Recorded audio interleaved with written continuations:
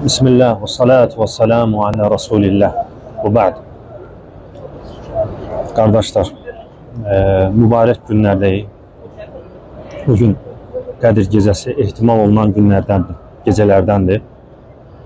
Peyğəmbərimiz sallallahu aleyhi və səlləm deyir ki, kim Qədir gecəsini imanla, savabını Allahdan umaraq keçirərsə, onun keçmiş günahları bağışlanır. Yəni, bu əslində çox böyük bir fəzilətdir ki, insan bir gecədə bütün ömrü boyu buraxdığı günahları hamısı silinsin. Çox böyük bir fəzilətdir əslində. Ona görə bu fürsətdən, necə deyərlər, istifadə eləmək lazımdır, dəyərləndirmək lazımdır.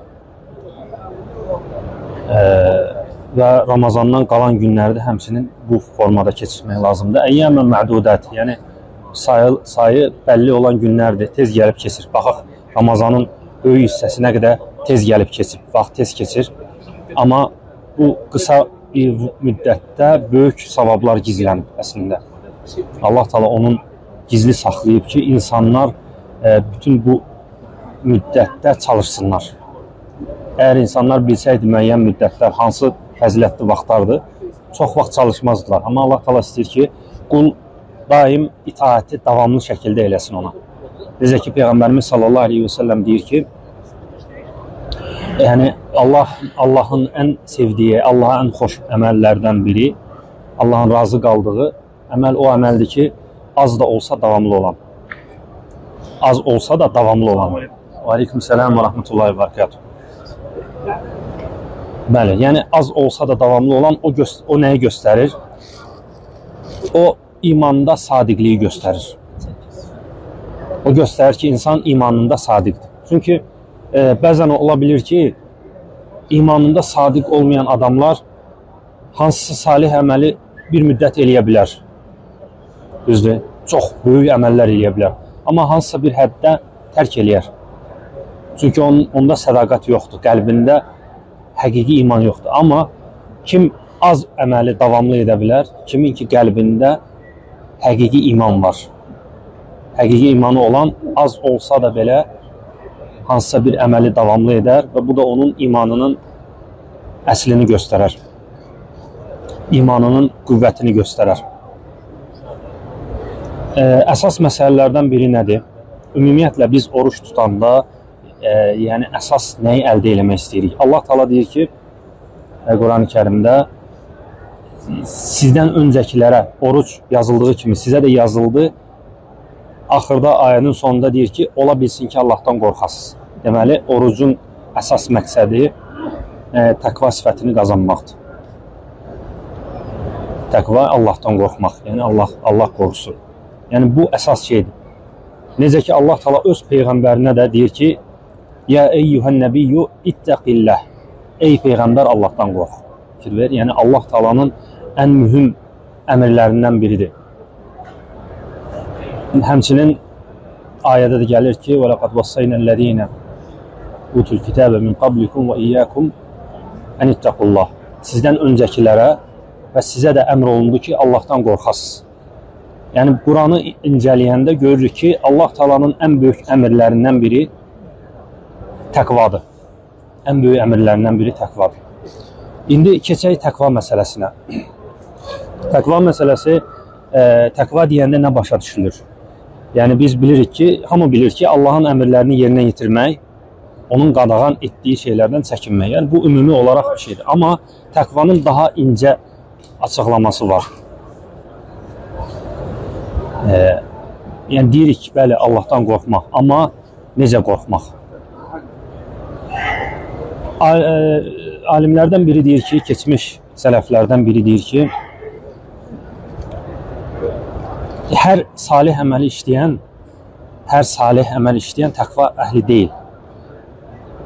Yəni salih əməl işləyir. Tutaq ki, namaz qılır, görsən ki, ibadətlər eləyir, nafilələr qılır.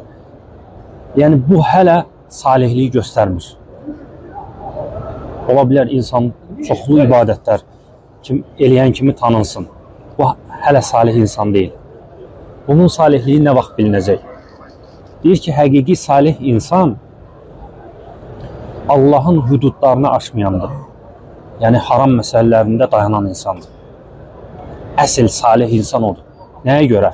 Çünki deyir, yaxşı əməli, salih əməlləri günahkar da edə bilir, salih də edə bilir. Amma Allahın qoyduğu sərhədləri yalnız kim aşmır? Yalnız təqvalı insan, həqiqi Allahdan qorxan insan.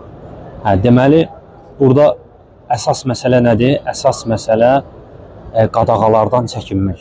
Yəni, qadağalardan çəkinmək məsələsini yalnız salih insan bacarar. Amma yaxşı əməllər etməyi, nə bilim, insan etikaf eləsin, insan məsciddə saatlarla otursun, insan namaz qılsın, nafilə namazları, oruç tutsun, nə eləsin. Onda salihlik sifəti cəm olmayacaq ta ki, Allahdan lazımınca qorxmasa. Amma məsələyə daha belə başqa tərəfdən baxaq. Bir insan salih əməllərində yalnız fərzlərindədir. Yəni, fərz əməllərini yerinə yetirir və salih əməllərini o qədər vaxt ayıra bilmir. Hər hansı bir səbəblərə görə. Yalnız fərz əməlləri yerinə yetirir. Çoxlu gecə namazı qılmır, çoxlu sədəqə vermir, çoxlu Quran oxuya bilmir, etikaf eləyə bilmir, nə bilim, hansısa ibadətləri eləyə bilmir. Amma Allahın hüdudlarına qarşı çox qısqancdır. Haram məsələlərində tam sərhəddə dayanır, sərhədi aşmır, pozmur. O insan daha xeyirlidir, yoxsa gecə-gündüz ibadətlərə qərq olmuş insan, amma günahlardan əl çəkmir. O insan, təbii ki, o salih əməlləri az olan, amma Allahın hüdudlarında dayanan, o daha əfsəldir, daha üstündür. Gecələri namazla keçirən günahkar insandan, hansı ki, günah əməlləri tərk eləmir, həya eləmir günahlar məsələlərində.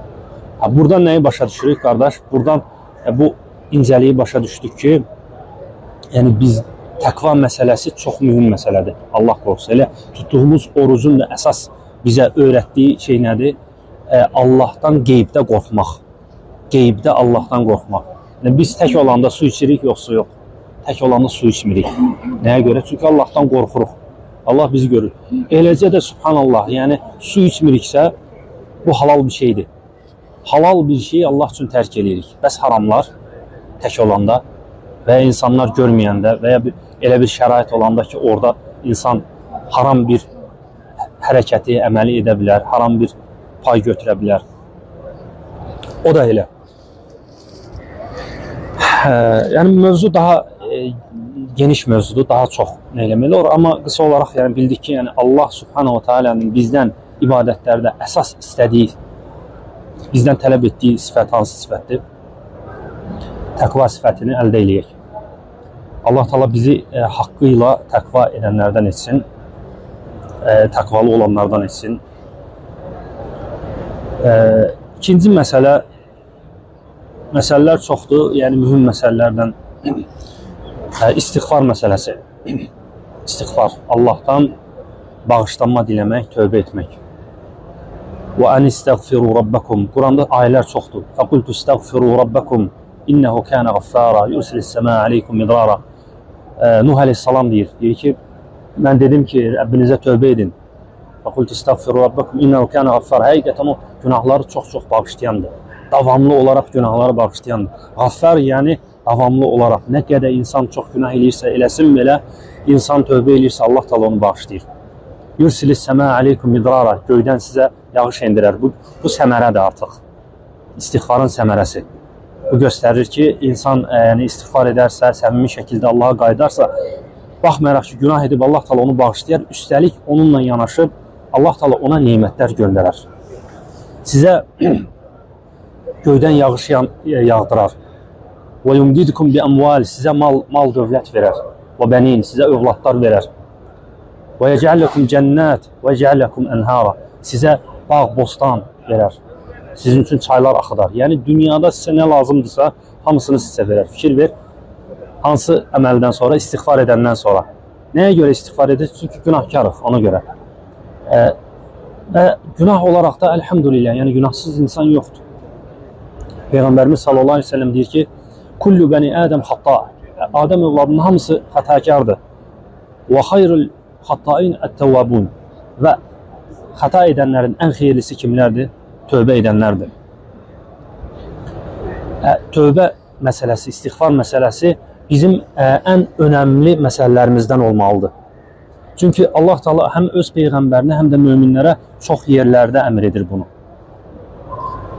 Və həmçinin bir ayələrin birində gəlir ki, Rəbbinizə tövbə edin, istiğfar edin, ondan bağışlanmaq diləyin. Yezidukum quvvətən ilə quvvətikum. Sizin qüvvətiniz üzərinə qüvvət verər. Yəni istiğfar, tövbə etmək bizim gücümüzü artırar. Allah Teala bunun vasitəsilə bizə güc verər. Yəni istiğfar tövbənin bizə verəcəyi töhfə çox böyükdür, həddindən artıq. Ona görə davamlı olaraq ona bağlı qalmaq lazımdır. Hər birimizin gündəlik istiğfar, tövbə vırd olmalıdır. Yəni etdiyimiz bəlli bir say olmalıdır. Ən azından 70 dəfə və ya 100 dəfə. Bəzi salihlərdən gəlir ki, onlar səhər vaxtları 70 dəfə istiğfar edərdilər, tövbə edərdilər. Azandan qabaq, yəni fəcr namazından qabaq. Ümumən gün ərzində. Həmçinin Peyğəmbərimizdən sallallahu aleyhi ve sellemdən gəlir ki, o bir məclisdə 100 dəfə tövbə edərdi və ya tövsiyə edirdi ki, tövbə edin, istiğfar edin. Bu məsələyə önəm göstərmək lazımdır. Çünki burada nə var? İftiqar var. Yəni insan öz ehtiyacını Allah Taala'ya göstərir. Allah Taala sevir ki, qul öz ehtiyacını Allaha göstərsin. İstiğfarda da ehtiyac var. Qul öz təvazökarlığını Allaha göstərir. Məhz Allah Taala'nın da qullarından istədiyi nədir? Qul öz ehtiyacını, möhtaclığını daim Allaha ərz etsin. İstiğfar da nədir? Tələbdir, duadır. İstiğfar təkcə zikir deyil, o həm də duadır. Mən dua edirəm ki, Allahım, mən sənə tövbə edirəm, sən məni bağışla. Və fəziləti də çox böyükdür. Və tövbə edənlərə Allah Taala çox müjdələr var Quranda. İstiğfar edənlərə çox böyük müjdələr var ki, ayələrin birində gəlir ki, kim əgər Allaha tövbə edər, dönərsə, Allah Taalanı bağışlayan tapar. Fikir ver, Allah Taalanı bağışlayan tapar. Necə bağışlayan tapar insan? Necə tapar? Necə bilə bilər ki, Allah Taala onu bağışlayıb? İnsan günah edib, düzdür. Allah Taala müəyyən neymətləri alıb onun əlindən. Başa düşüb, görüb ki, nələrsə itirdi, düzdür. O anda günahın başa düşdü. Başlayar istiğfar etməyə, tövbə etməyə başlayar. Və subhanallah, bir müddətdən sonra görər ki, nə ki ondan alınmışdı, ondan daha yaxşısı gəldi ona. Heç özü gözləmədən. Bu nədir? Bu göstərir ki, Allah Taala səni bağışladı, əfv elədi, yenidən səni sınağa çəkdi, yenidən sənə neymətlərini göndərdi. Görsün necə özünü aparacaqsan. Və həmçinin tövbə istiğfar edənlər, kimlər ki, səmimi şəkildə daim tövbə istiğfar edir, Allah Taala onlara mütləq islah yazacaq. Allah Taala onları mütləq islah edəcək. Çünki Peyğəmbərimiz sallallahu aleyhi ve sellem buyurur ki, kim səbirli olmağa çalışarsa Allah Taala onu səbirli edər. Yəni kim hər hansı bir sifəti qazanmağa çalışarsa Allah Taala onu o sifətə nail edər. İnsan yəni səbirli olmağa, nə bilim günahlardan çəkinməyə çalışarsa Allah Taala mütləq onu müvəffəq eləyər. Vəllezine cahadu fina lenehdiyennahum subulana. Onlar ki bizim yolumuzda